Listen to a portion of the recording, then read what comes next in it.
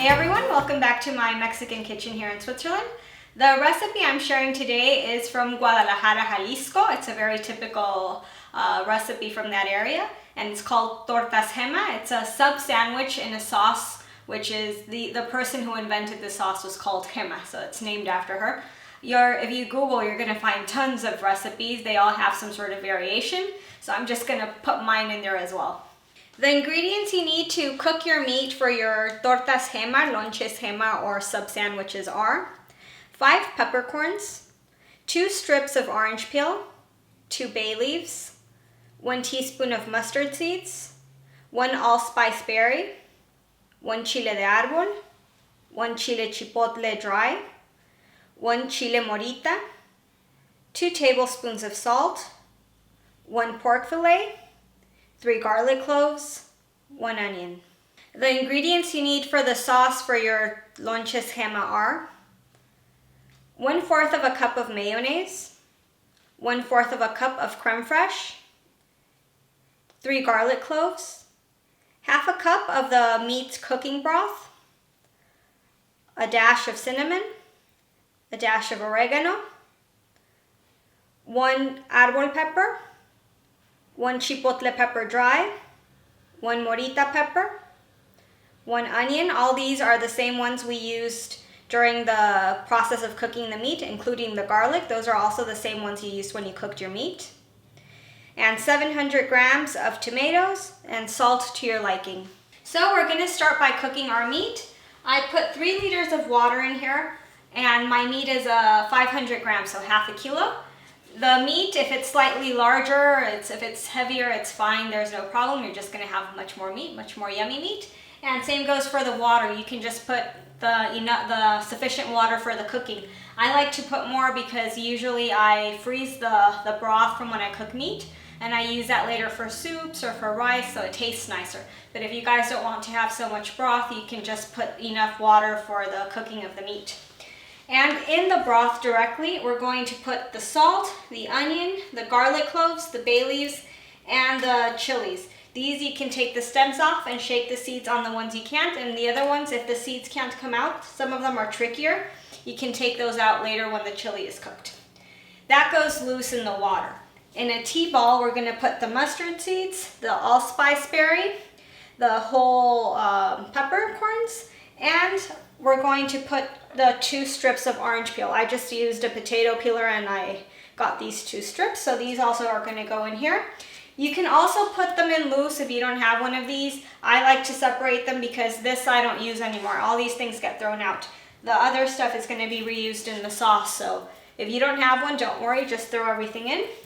And you're going to let the meat cook between 1.5 hours and 2 hours. Usually 1.5 hours is enough at medium-low heat.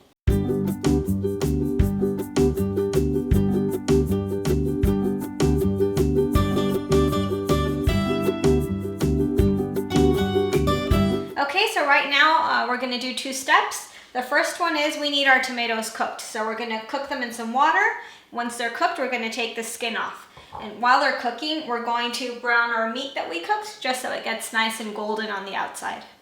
We need some butter. It's approximately 2 tablespoons. I'm just going to put a chunk, and you can brown it in the butter.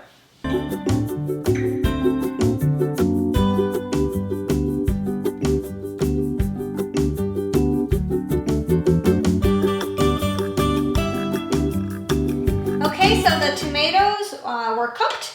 They cooked for about 7 minutes, sorta. Yeah, 7 minutes. After that, we were supposed to peel them. So the easiest way to peel them is by shocking them with very cold water. If you shock them like that, the skin practically falls off the tomato, so that's a practical tip. We're going to put the tomatoes in our blender or food processor, whichever you want to use. And in there, we're also going to put the chilies we used while cooking the meat, the 3 chilies, the onion, and the 3 garlic cloves. 2 of the chilies, the dry chipotle and the morita, those are very difficult to take the seeds off when it's still dry before it's hydrated. So what I did is after it was used for cooking, I sliced it open and with a little coffee spoon I scraped the seeds out. So these things are going to go in the blender as well. And we're going to add the half a cup of the broth we used for the meat when it was cooking. the mayonnaise, the cream or creme fraiche, and the dash of cinnamon and dash of oregano, and it's all going to be processed.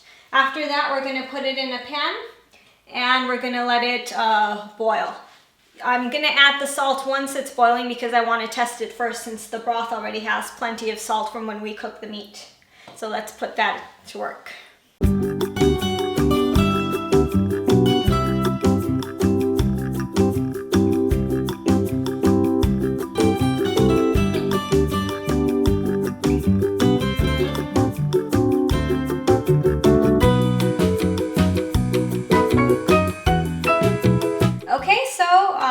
For starters, what you're going to need is a bolillo, which would be the Mexican sub-sandwich bread or Mexican baguette style bread. For those of you who don't know where to get them, you can make your own. Luckily, I have a video, so I'm going to put the link up here so you can go and watch how to make them. And if you're lucky enough to have a Mexican bakery nearby you, then you can buy them. Up to you if you want homemade ones or if you want store-bought ones. You're going to slice your bolillo in half, and you're going to put refried beans. This is my style, remember, it's not necessarily the traditional way to make it. It's how I like making the Lonches Gemma. You're going to put beans, and the meat I sliced up in very thin portions. So also I'm going to put a bed of meat, a few slices of avocado, and the important part is the sauce has to be warm or hot. So keep that on the stove so it doesn't cool down. You're going to bathe your bread fully in the sauce. It's going to be swimming in sauce, so it's a messy dish. You're going to need a spoon to eat it. And then after that, you're just going to drizzle some creme fraiche on the top so it looks even nicer. So let's build our sub-sandwich or torta Gemma.